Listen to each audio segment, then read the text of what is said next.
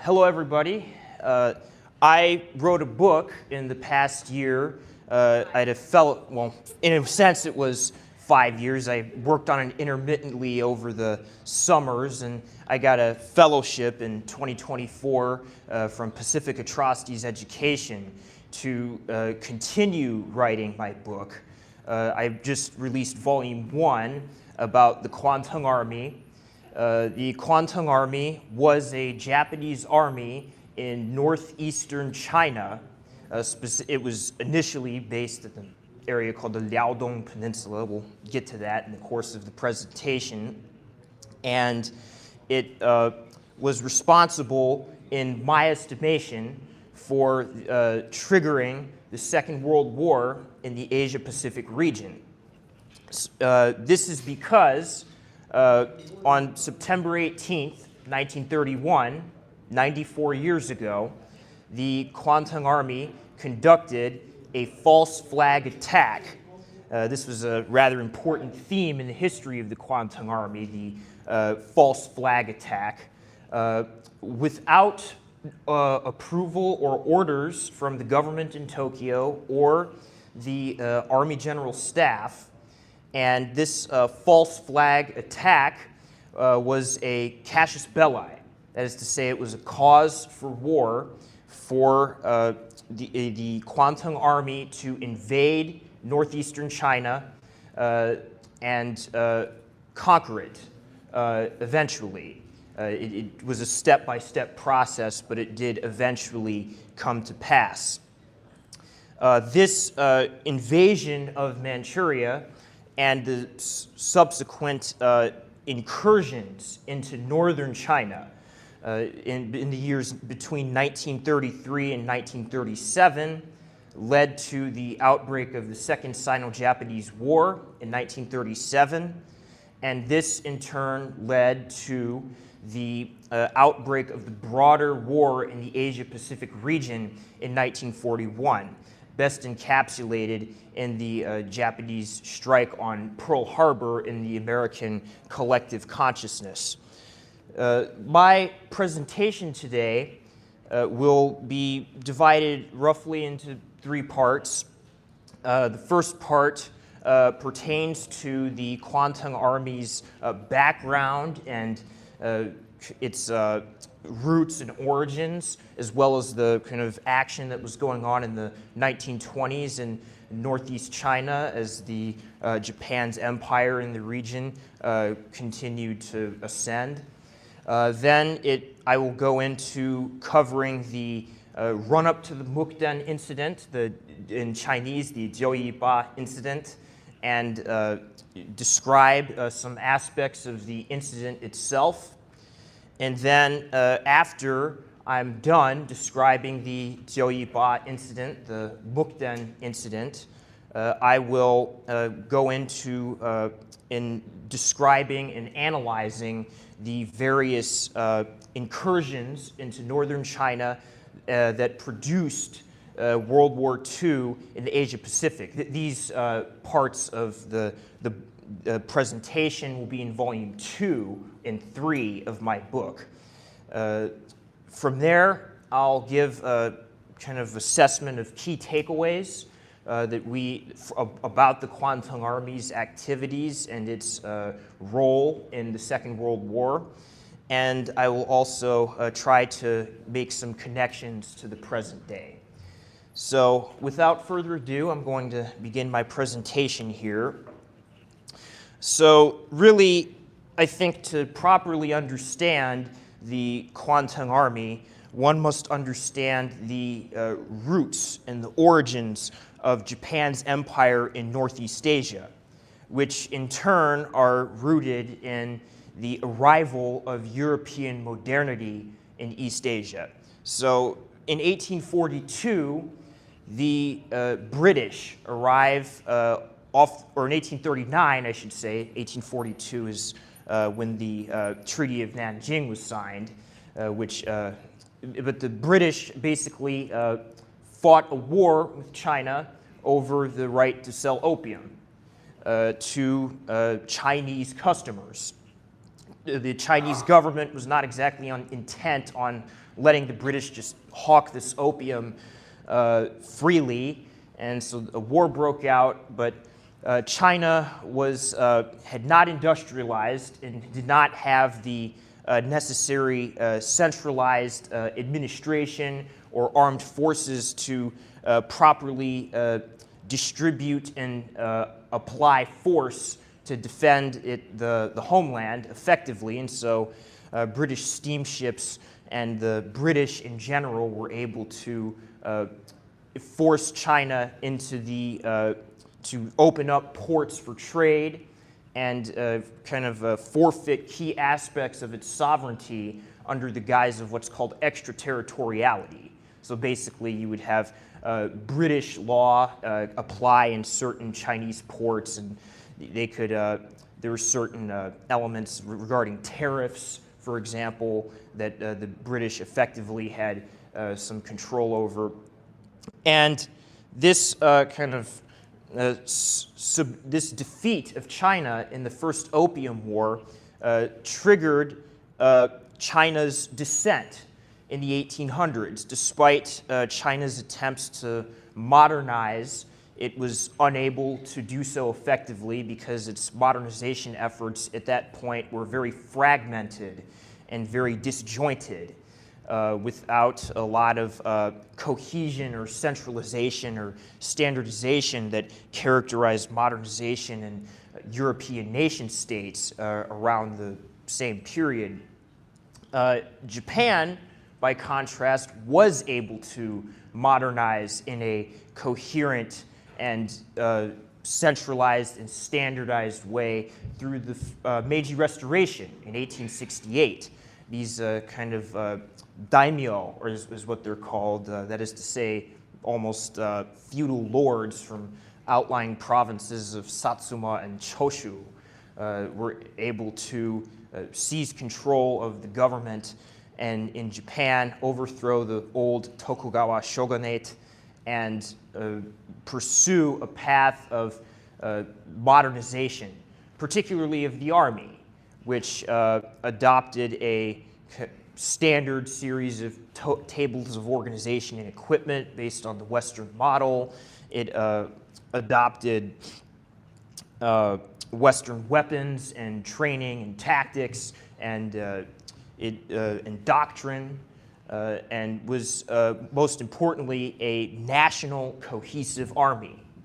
Unlike China, which had a multitude of different armies that were all kind of siphoning off resources from each other. They weren't standardized to any one particular standard, and essentially this caused division of command and disunity of purpose. There was a lack of cohesion in China in the 1800s.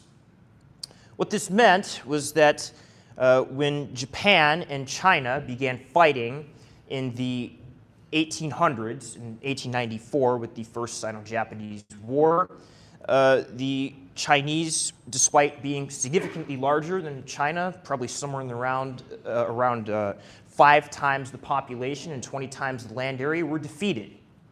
This led to Japan, at least for temporarily, getting a presence on the Korean Peninsula and the Liaodong Peninsula, which is where the Kwantung Army eventually set up and was stationed. But then the Russians were rather upset that the Japanese were expanding their empire into Korea and the Liaodong Peninsula, and so they fought a war with the Japanese in 1905. Japan, again, was victorious to a great extent owing to its just proximity and ability to concentrate force effectively and coherently in northeast China and against the Russians. And the Russians and the Japanese signed a peace treaty known as the Treaty of Portsmouth, in which Japan effectively got control over Korea, which it had wanted control over because it saw it as vital to Japan's national security interests. And also, as you can see, the Liaodong Peninsula, with its two key ports of Dalian and Port Arthur, as well as this important railway going into the heart of northeast China known as the South Manchuria Railway. What became the Kwantung Army was at first known as the Kwantung Garrison. It was founded in 1906, and its primary task was to defend the Liaodong Peninsula and this railway. It consisted of 1 division and 6 independent railway guards battalions. For those less familiar with tables of organization and equipment, that's somewhere in the region of 10 to 15,000 men throughout the first 20 years or so of its existence, which were by and large in peacetime. And the Kwantung Garrison initially started out as a rather small, minimal force in far reach of the empire, of the Japanese Empire, that is. However, in 1919, it's notable that there was a fellow by the name of Harake, who was the Japanese prime minister, who thought it best to rearrange the existing governmental structure and command structure in the Liaodong Peninsula. So basically what he did was, there was a position in the Liaodong Peninsula known as the Governor General that was in charge of commanding both troops and administering the territory. Harake divided the responsibility of this previous Governor General into the Kwantung Army and the Kwantung Peninsula least territory governor. So he effectively divided military and civilian administration and made the Kwantung Army responsible to the Army General Staff and the Emperor, therefore, exclusively. Even though Hara hoped that this would take power out of the hands of the Governor General, who he thought had too much power, in fact, what this reform did was it actually made the Kwantung Army harder to control, because it was no longer directly responsible to the civilian government. And this kind of situation sets up what happens in the 1920s. So it's worth noting that Harake was a liberal politician, and that after World War I, there was an explosion of what I call the liberal international order. So that is to say that American President Wilson favored a lot of very liberal ideas such as free trade and respect for other countries' sovereignty, disarmament, pacifism. And Hara and his ascendance in Japan needs to be understood in this context, as do the Kwantung Army's activities and the kind of situation in China as well. In this time period, Japan signed something called the Nine-Power Treaty, in which it pledged to uphold China's sovereignty and not invade it, basically, among other things. And it also, in the case of Japan, it signed the Kellogg-Briand Pact in 1928, which swore off war as a means of dispute settlement. However, the trouble with this was that in China in the 1920s, it had collapsed into a warlord era, and there was constant fighting that potentially threatened Japan's imperial interests in northeast China. Some of the warlords were backed by America and Britain, most notably this Zhili clique here. Some, most notably the Fengtian clique in northeast China, was backed by Japan and the Kwantung Army.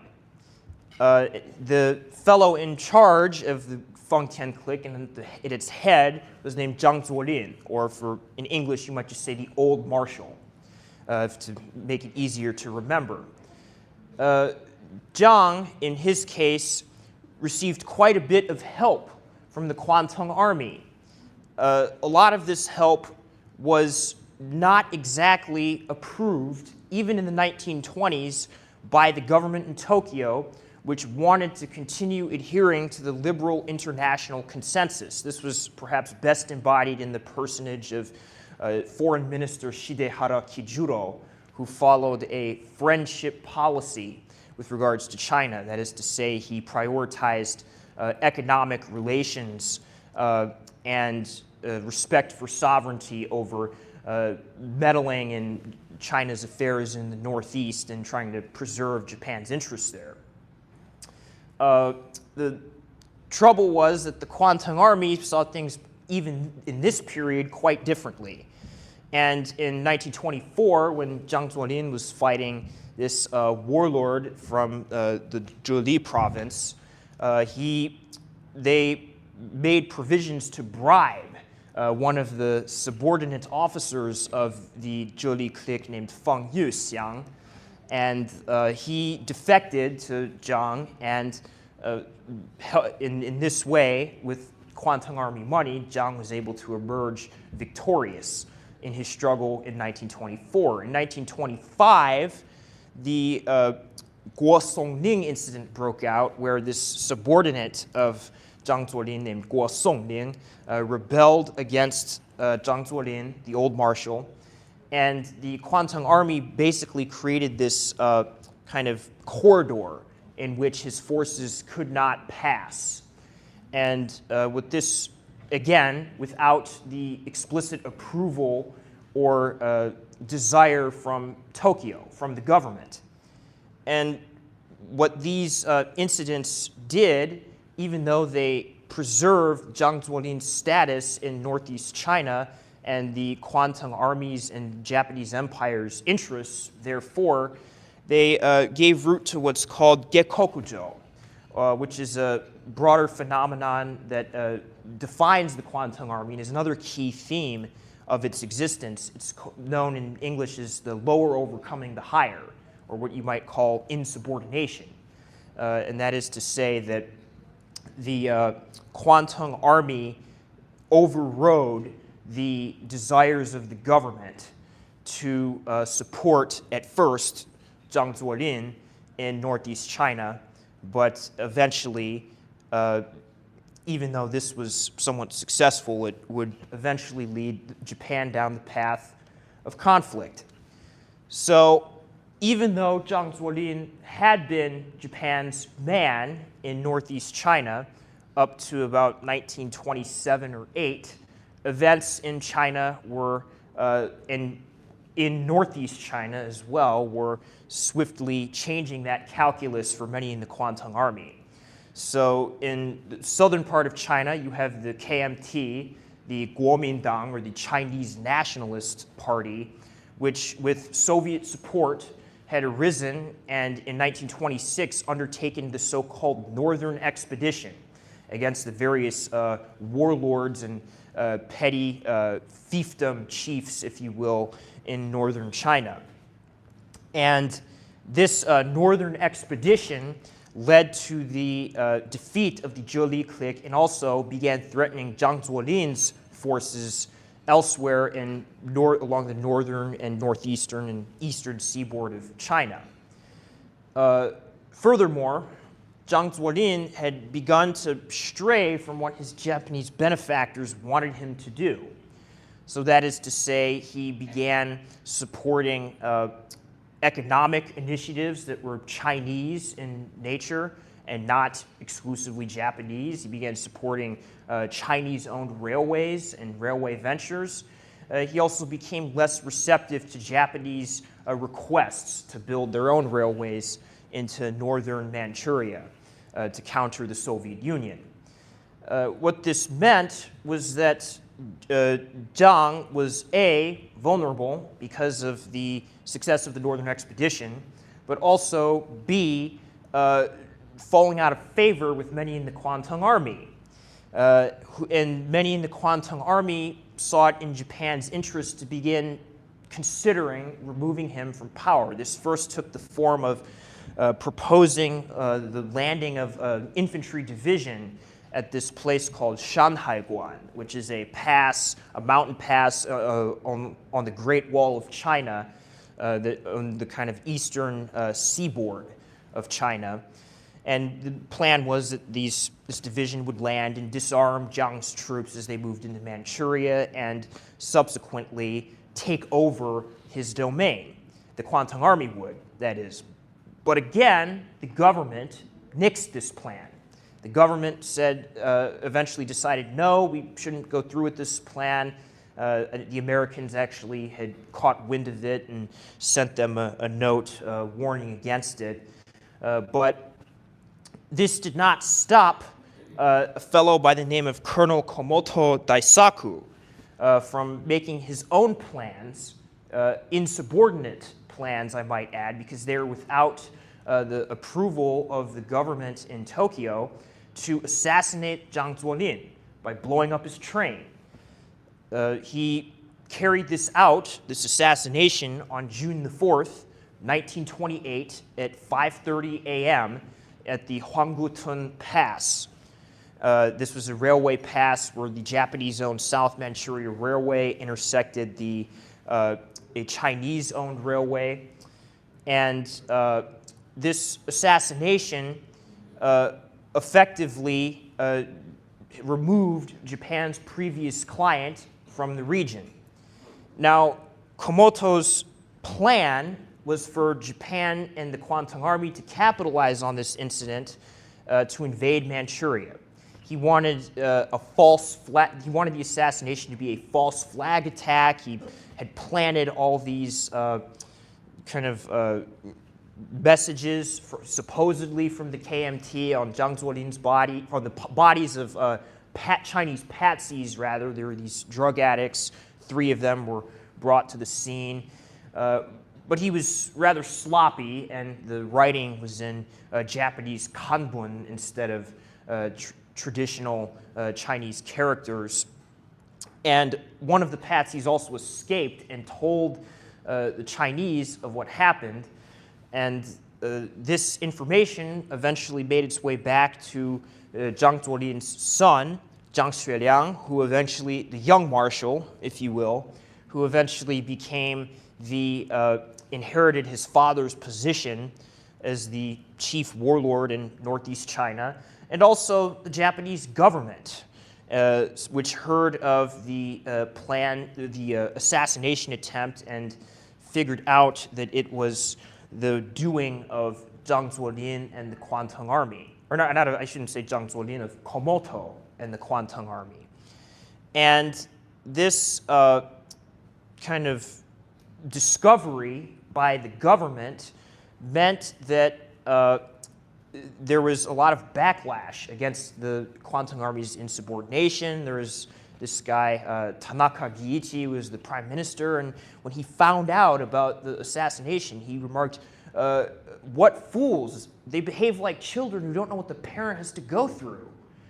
And this really encapsulated the kind of Kwantung Army and its Gekokujo at this time.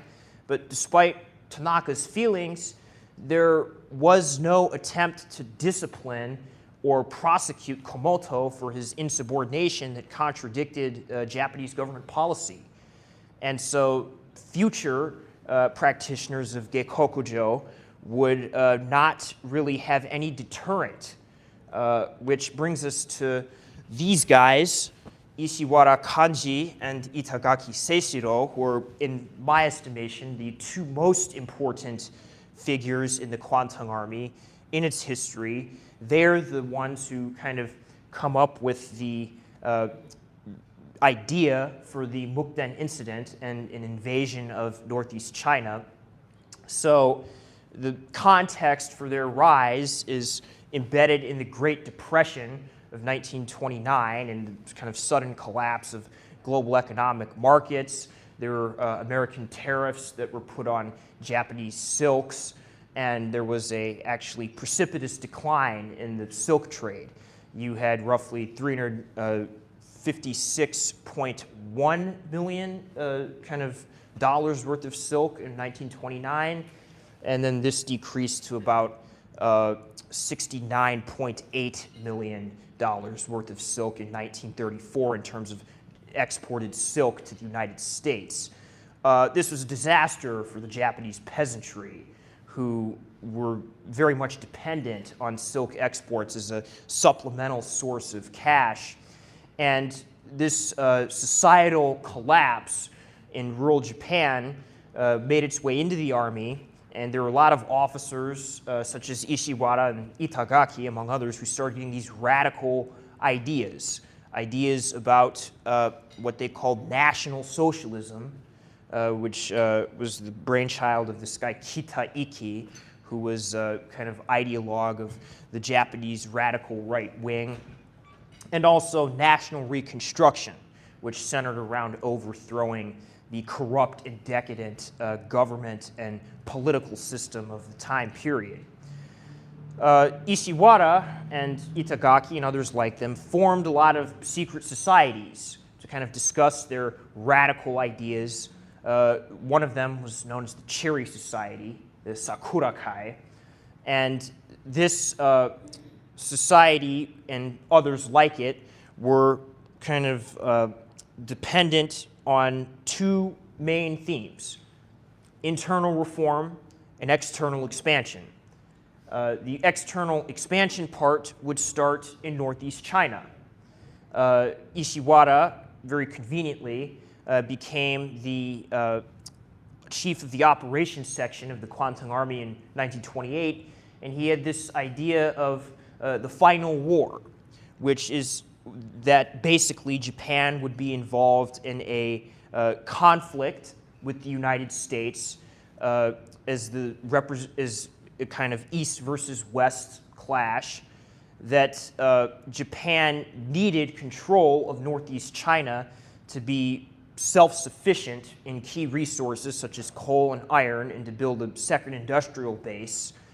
And with the strategic depth and resources that Manchuria provided to Japan, this would allow it to be victorious in the war, the final conflict of human history with the United States. I go into a bit more depth on the final war in my book. You can read about it, I believe, in chapter 10, I want to say. But that aside, with this kind of final war idea of Ishiwara animating the kind of fuel for the conquest of Manchuria, Ishiwara and Itagaki and others on the Kwantung Army staff began a 2-year planning process to invade northeast China in 1929. By and large, these plans were again made without the approval of Tokyo. Now, it is worth pointing out that there were some in Tokyo, most notably on the operations and intelligence sections of the Army General Staff, who were aware of the Kwantung Army's plans, at least by the summer of 1931. There was a visit by one of the officers involved in the planning to Tokyo in June of 1931, and he informed some of these officers in the Army General Staff about the Kwantung Army's desire to invade northeast China, and they, by and large, concurred, but they were not aware, by and large, there were probably a couple of exceptions, of details of when the Kwantung Army would attack, how it would attack, and to what extent it would attack into northeast China. Which is to say that even though there is some awareness and even approval for the Kwantung Army's plans, even within the general staff and the military, there was a lot of gray area, and there were also elements within the government that were most likely totally unaware of the Kwantung Army's plans. So that's a bit of a complex explanation with regards to the run-up to the Mukden incident, but to kind of lay a little bit more context, in September of 31, the rumors about the Kwantung Army's plans were becoming very visceral, and they were going around Tokyo and were very lively. And the emperor heard about them. And he told the army minister, a guy by the name of Minami Jiro, that he did not want the Kwantung Army to step out of line, and that Minami needed to restore discipline to the Kwantung Army. Minami was someone who kind of tried to play both sides of the fence of his more radical subordinates and also the more moderate politicians in the emperor, and he's like kind of like, okay, I'll do my best, and he sends this guy named Tatekawa Yoshitsugu with a message indicating that the Kwantung Army should remain prudent and not initiate activities. However, unfortunately for Minami and the emperor and the Japanese government at the time, which by and large was not in favor of conducting the Joiba incident, the Mukden incident, this plan did not come to pass. And it did not come to pass because one of the people on the general staff that was sympathetic to the Kwantung Army, named Hashimoto Kingoro, who was a part of the Cherry Society, one of the secret societies I mentioned earlier, he called Ishiwara and Itagaki and said, hey, the Tatekawa is coming with the letter, and it's going to be to call off the incident. So what this meant was that the Kwantung Army sent Itagaki and another guy by the name of Hanaya Tadashi to meet Tatekawa and get him drunk on the night of the incident. They took him to this inn-house, and he got drunk, and they was in the company of geisha girls, and by 9 o'clock, Tatekawa was knocked out cold, and he was kind of content with food and drink. And this allowed the Kwantung Army to go ahead with its planned false flag attack on the South Manchuria Railway. And so on September 18th, 1931, at about 10:20 p.m., the fuse to blow up a section of the railway was blown up. It didn't really do a lot of damage, but it was nonetheless a signal to begin the assault on the nearby Beidaying, or North Barracks, which was where the heart of Zhang Xueliang's army was in Manchuria. About 7,000 or so men was quartered. The trouble was for Zhang Xueliang and the Chinese that Chiang Kai-shek, who was the head of the Chinese Nationalist Party, or Kuomintang, was fighting the communists. And he did not want to fight the Japanese in September 1931. So he issued a first pacification and then resistance policy. This is what he called it. And what this policy meant was that the Chinese in northeast China would not resist the Japanese. Zhang Xueliang relayed this order to his forces under his command. And to give you an idea of how unprepared they were on the night of September 18th, the forces in the North Barracks, the Beidaying Barracks, they had lights on, which illuminated their silhouettes and helped guide small arms fire from the Japanese. And the sentries were armed with dummy rifles, that is to say, fake rifles, and even have real weapons for the sentries at the North Barracks.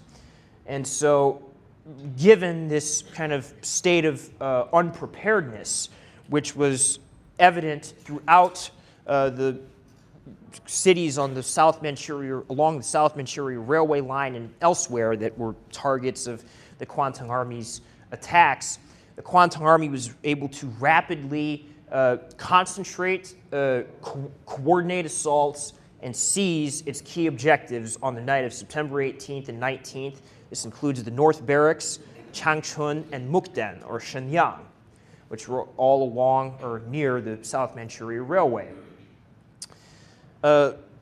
Soon thereafter, on the morning of September 19th, the Japanese cabinet had a meeting.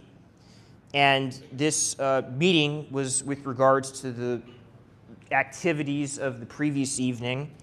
And the Japanese foreign minister, Shidehara, who I mentioned earlier, was more friendly to China and more an advocate of diplomacy as opposed to brute force, had been getting some intelligence reports from his consul in Mukden with regards to the Kwantung Army's activities and their preparations.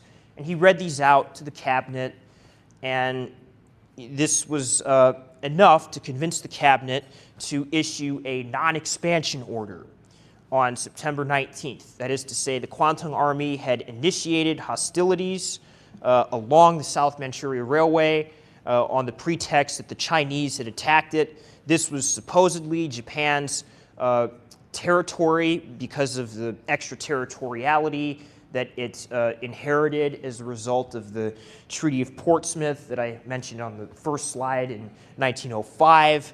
And this was seen as an outrage by the Kwantung Army and justified their attack. Well, the cabinet was content to allow the Kwantung Army to attack along the railway for a little bit, but not anywhere else into northeast China. They would contain the incident to this narrow strip of land along the SMR.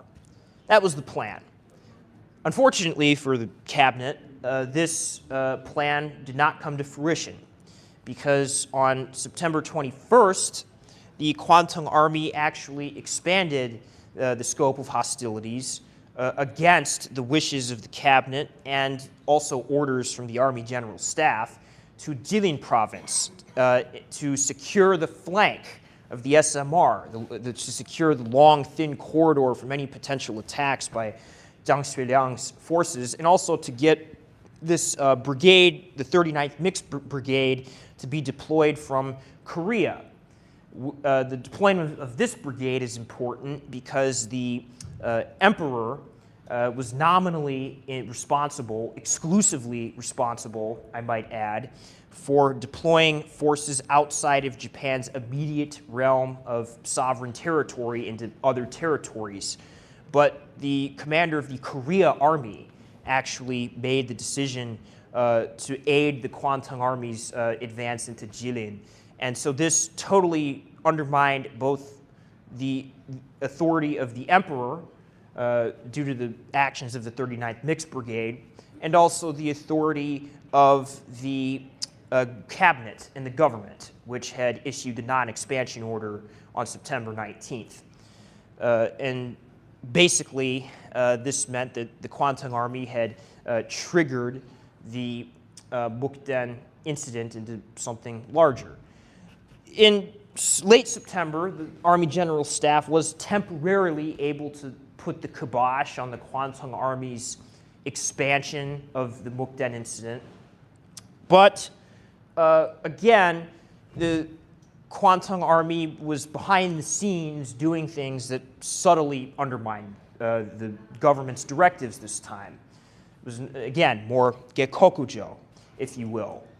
The Kwantung Army began supporting separatists, regional and ethnic separatists in the northeastern China. Figures such as Xi Qia and Zhang Jinghui. These guys were kind of co-opted local elites that had a bone to pick with Zhang Xueliang and his government oftentimes, and the Kwantung Army offered them strong positions as a part of their apparatus, or soon-to-be apparatus, in northeastern China.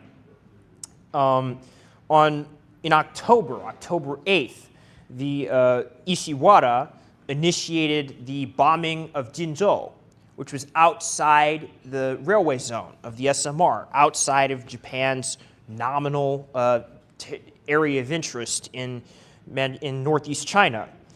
And this bombing was, again, done without approval from the government. It was an act of gekokujo, a severe one. And it was made all the more severe by the fact that the Kwantung Army or that the Japanese government, rather, had promised the League of Nations that it would not expand the incident in northeast China. So not only had the government told the Kwantung Army not to expand the incident, it had told the League of Nations, which was the international body that formed in the liberal consensus in the years after World War I, not to expand the incident. Well, the Kwantung Army did it anyway. And subsequently, in November, the Kwantung Army initiated hostilities around the Nen River bridges near Qiqihar. There was this railway, the Taonan-Qiqihar Railway, that actually one of these puppets that the Kwantung Army had co-opted, he had moved his forces towards this bridge, and the Chinese forces under the command of this guy Ma Zhanshan, they blew up the bridge, and the Japanese said in the Kwantung Army, hey, you know, this was built by Japanese capital and you have to rebuild it or else we're going to attack you and resume hostilities. After a series of failed negotiations, this is exactly what happened. Hostilities were, in fact, resumed. The Japanese, to make a long story short, were able to defeat a much larger force in the vicinity of the Nen River bridges and Qiqihar. But it was the first act of large-scale resistance by the Chinese in northeast China and in the broader Asia-Pacific war more generally. So it is, I think, worth commemorating. I have, I think, a monument to that here. Then, with regards to the Army General Staff, it did attempt to rein in the Kwantung Army again. In November, it took supreme command authority from the emperor over the Kwantung Army and attempted to micromanage its activities, but while it managed to do so somewhat and kind of induce a withdrawal from Qiqihar after the Kwantung Army conquered it in November of 1931, this was not enough, ultimately. And the Kwantung Army, after a change in the government in December, was able to resume its advance into northeastern China, further north and east, and eventually conquer the whole of northeastern China. In 1932, this was signaled with the formation of the puppet state of Manchuria, which was headed by this gentleman, a guy by the name of Puyi, who is the subject of the film The Last Emperor in 1987 or 8. He was the last Qing Dynasty emperor, and he was kind of coerced, actually, out of the city of Tianjin by agents of the Kwantung Army. This is also, the details of that are also in my book and also in Puyi's biographies that he wrote after the war in the 1960s. So with the formation of the puppet state of Manchukuo and the total conquest of northeastern China, you would think that the Kwantung Army had gotten a hold of the resources that it wanted. It had established its desired self-sufficient kingdom in northeastern Asia, and that it wouldn't want to expand anymore. But this was not the case. The reason this wasn't the case was actually because a lot of the coal and iron deposits that the Kwantung Army wanted to get its hands on were further west in northern China, in Rehe province, also in Inner Mongolia. And so, additionally, there was the fact that the Chinese forces under Zhang Xueliang were still present, over 100,000 in Rehe province in the 1930s, in 1932 and 3 specifically. So this was a threat to the western flank of the Kwantung Army and its puppet state of Manchukuo. So in 1933, the Kwantung Army invaded Rehe province. It expelled the forces of Zhang Xueliang. It managed to take it over, but it continued its advance into northern China as well. It didn't just stop at Rehe either. It again used the mechanism of the false flag attack to, there was an assassination of a pro-Japanese Chinese journalist in Hebei province in northern China, and this was the pretext for the Kwantung Army to coerce the local Chinese authorities to sign what was called the He Umezu Agreement, in which the Chinese forfeited key aspects of sovereignty over Hebei province, most notably the right to station KMT troops there from the central government and conduct political activities. Something very similar happened in Chahar province in Inner Mongolia. This is called the Chindoihara Agreement. These things happened in 1935. The Kwantung Army builds on these acts by beginning to support regional separatism in these provinces and also ethnic separatism, most notably through the formation of an Inner Mongolian separatist army to invade Suiyuan province, which is also in Inner Mongolia, in 1936. This invasion failed quite spectacularly, but it was enough for Jiang Xueliang, the young marshal, the guy that had been in charge in northeast China, to kidnap Chiang Kai-shek and force him to end what he saw as his misguided first pacification, then resistance policy.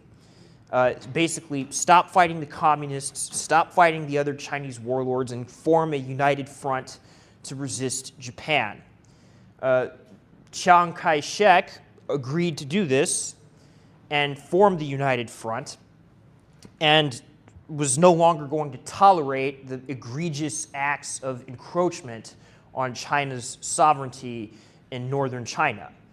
So by 1937, what this meant was that when another kind of incident broke out, known as the Marco Polo Bridge incident, when this Japanese soldier went missing during some exercises near Beijing, the event spiraled into the Second Sino-Japanese War. So a full-scale conflict between China and Japan that breaks out. And then because Japan is not able to defeat China in the 3 to 6 months that the General Staff and Army Ministry assumed that it could, Japan began running low on key raw materials, most notably rubber, tin, and oil. And so that meant that it needed to start eyeing Southeast Asian colonies, which had these raw materials to a great extent, and also, conversely, looking at the American Pacific Fleet at Pearl Harbor as a threat to potentially intervene in Japan's strike south and Asia-Pacific empire. So, in 1941, in December, Japan struck Pearl Harbor and also embarked on the coordinated, synchronized assault of several Southeast Asian colonies at the time, including the Dutch East Indies, Malaysia, Burma, and the Philippines. And what this meant was that World War II in the Asia-Pacific had begun. This is really the key to the Kwantung Army, or to understanding the Kwantung Army's actions. The Kwantung Army's Gekokujo and false flag attack at Mukden are in fact critical and vital to the Second World War breaking out in the Asia-Pacific region. First in China, and then in the Pacific with the United States and the British Empire, and eventually even by 1945, the Soviet Union. It's all triggered by the Mukden incident, by the Jiuyi Ba incident.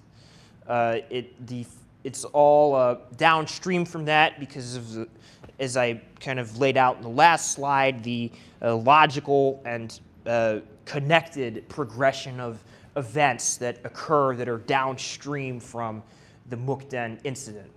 So with that being said, I would like to kind of give some key takeaways about the Kwantung Army and then try to connect it to the present day situation. So I think the first takeaway that is notable is that the Kwantung Army's false flag attacks were effective in winning support for aggression at home and acquiescence abroad. Basically, what that means is that the Kwantung Army was able to take advantage of gaps in the liberal international system, which still allowed for these Japan's and other empires to have access to large pieces of China as extraterritorial rights. And the Kwantung Army utilized false flag attacks repeatedly to give an air of legitimacy to these to its aggression in northeast China and northern China. It got the support of many people at home who were whipped into a frenzy by the Japanese press and other institutions that were complicit in the Kwantung Army's aggression, because even though a lot of these elements were in favor of the liberal international system that had arisen after World War I and that was embodied in the network of treaty agreements that Japan was party to, that forswore aggression and forswore attacking into China. In fact, these institutions were more loyal to the Japanese Empire. And once it became clear that the Kwantung Army and its attack was successful during in 1931 and 2, a lot of these elements were willing to support the Kwantung Army and tolerate its gekokujo, its insubordination and hijacking of national policy. Which brings me to the second point, which is that the Kwantung Army's gekokujo led it to prioritize short-term conquests over long-term strategy, which is to say that even though the Kwantung Army's insubordinate attack into northeast China was a great operational success, it was very well planned. It pitted 10,000 attackers against roughly 130 to 140,000 defenders. Even though these defenders were not told to resist, that is still an impressive achievement to attack in this sense operationally. Under these conditions, the Kwantung Army, in fact, mortgaged the long-term health of Japan's empire in the name of conquering northeastern China. So as I've laid out before, the Kwantung Army's attack into northeastern China directly led to the encroachments into northern China to secure the flank of Manchuria and the key resources in the region, and also eventually wars with China, the US, the UK, and the Soviet Union. So that's point number 3, which is that the Kwantung Army's invasion of northeastern China led Japan down the war path with all of these elements, and was, in fact, in the long-term strategic view, a disaster because of the fact that the Kwantung Army field officers only had a very narrow view and narrow understanding of Japan's empire and what it should be, and eventually led it down a path of a war that it couldn't win. So with that being said, however, despite the Kwantung Army's discretions and also its atrocities and barbarism, which is another part of the story that I'll be covering in volumes 2 and 3 of my book, many figures within the Kwantung Army and Japan's wartime apparatus in northeastern China became prominent in post-war Japan. So you have this guy, who's the most notable figure, by the name of Ishishiro, who was the commander of Unit 731. This was Japan's bacteriological and biological warfare unit in that was embedded in the Kwantung Army, and it was responsible for a wide variety of atrocities that we'll be getting into in the next presentation, I suspect, including bacteriological and biological experiments on live subjects, live vivisections, infecting people with diseases on purpose, freezing people, blowing people up, this kind of thing.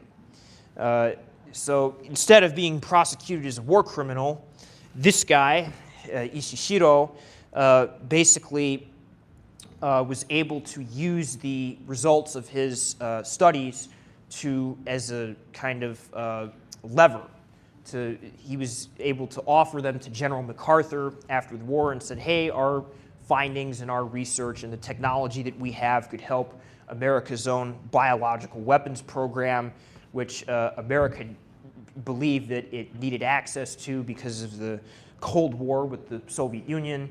And so the Americans quietly let this guy off the hook, as well as the rest of Unit 731, and actually used him and his work to help kickstart America's own biological weapons program at Fort Detrick. There are other figures as well within the Kwantung Army wartime apparatus who were responsible for atrocities that emerged to prominence in Japan after the war. One of them is named Kishi Nobusuke, who was in charge of building the military industry in the northeast China in the mid-30s and into the 40s that entailed the enslavement of millions of Chinese people in very brutal conditions. And he was allowed to become the prime minister after the war of Japan by the United States and by the CIA in particular, because he was useful as an asset, as the prime minister of Japan, which the U.S. wanted to be a bulwark in the first island chain to contain China and the Soviet Union during the Cold War. So really, it's to a great extent because of these Cold War calculated decisions that Japan is still today even not really, is still to a great extent influenced and run by the descendants of those that oversaw the Second World War and the atrocities that were committed. For example, Abe Shinzo, who was Japan's prime minister until 2021 when he was assassinated, he was Kishi Nobusuke's grandson. Politics in Japan is rather familial, but this just goes to show that the osmosis of the wartime era has not left us in the present day, in large part due to the Cold War decisions of Japan and the U.S., which needed Japan and its Cold War in Asia.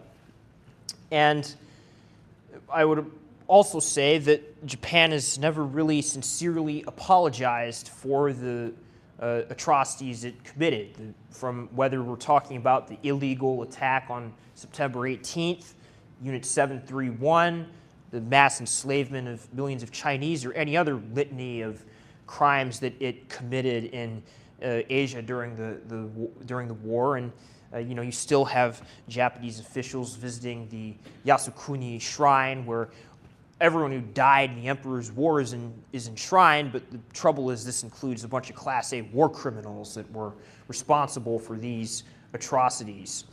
And this obviously does not sit well with a lot of people on the Asian mainland, particularly in China and in Korea.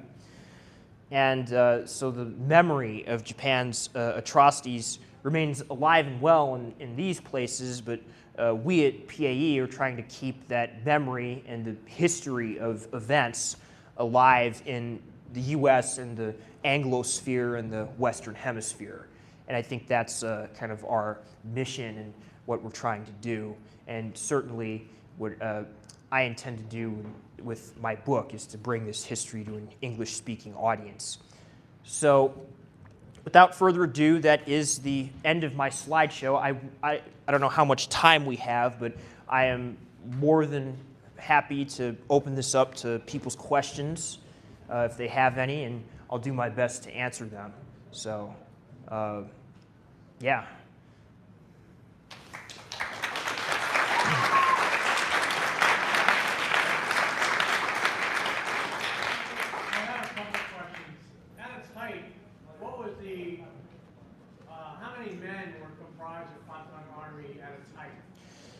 That's a very good question. I would say it's definitely, so in 1941, you have around 750,000 or so. This number shrinks later on. It actually expands because of the demands of the war in the broader Asia-Pacific region. By 1944, the equivalent of 10 divisions had been transferred out of the Kwantung Army, but there were more men actually probably put under arms by 45 because of the induction of new recruits and preparation for fighting the Soviets. So it's probably around, I would say, 780,000, 800,000, I think is the number I've seen. It varies depending on how you count. These guys weren't especially well trained or equipped or prepared in the latter stages of the war. But it is noteworthy. I would say that the Kwantung Army was at its peak in the summer of 1941, after it had actually built up its forces in Manchuria in the event that the Soviet Union collapsed in the face of the German invasion. The thinking was, hey, we can go in and pick the ripe persimmon. That was the term that was used.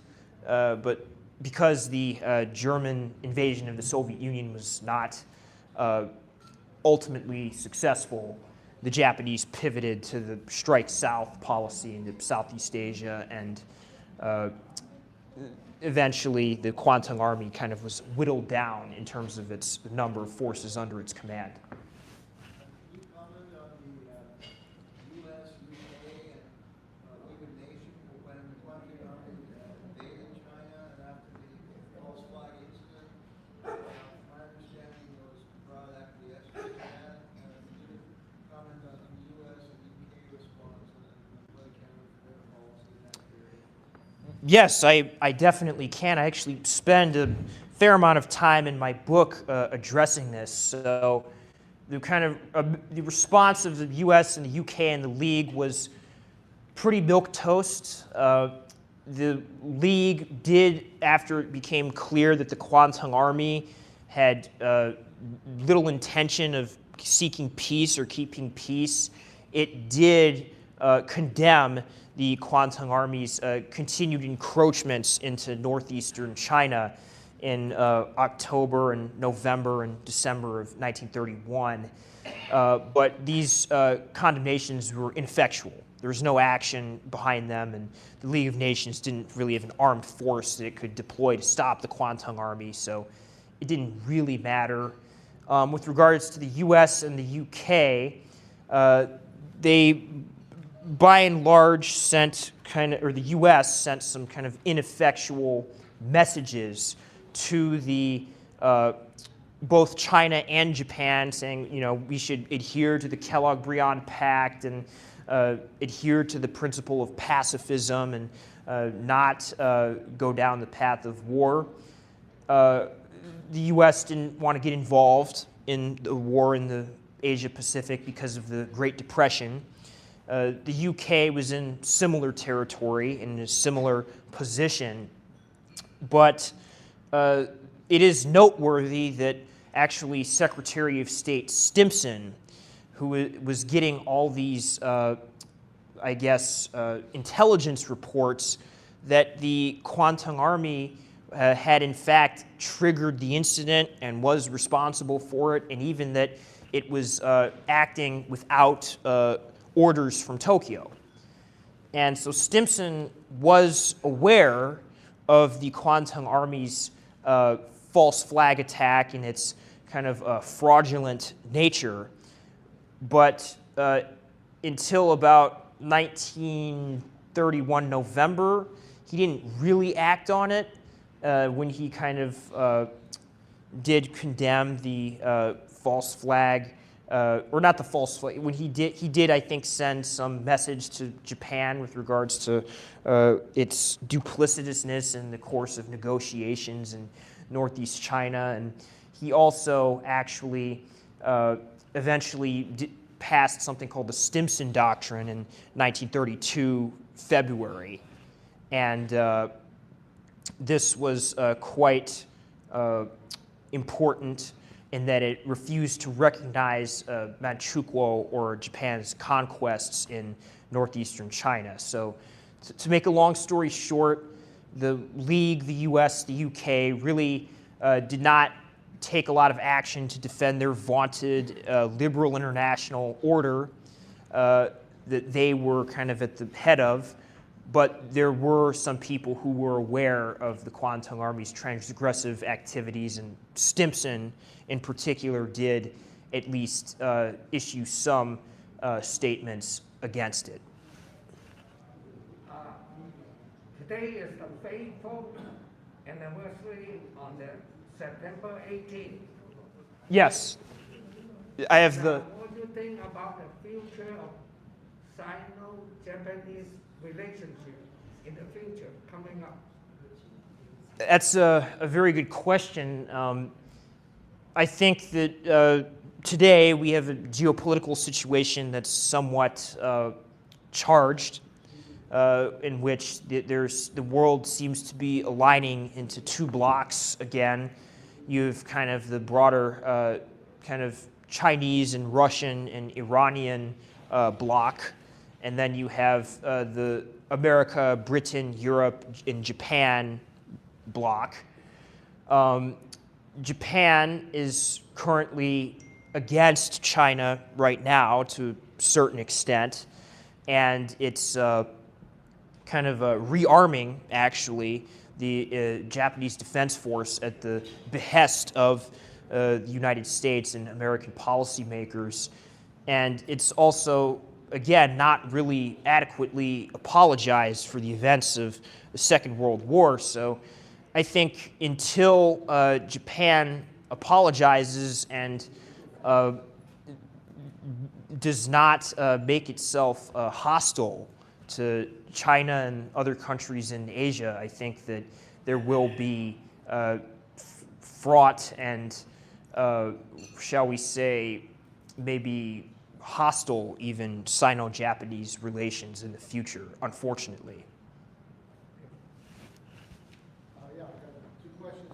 First of all, you said that China was so many times bigger population-wise and so many times bigger size-wise. Can you give me those numbers?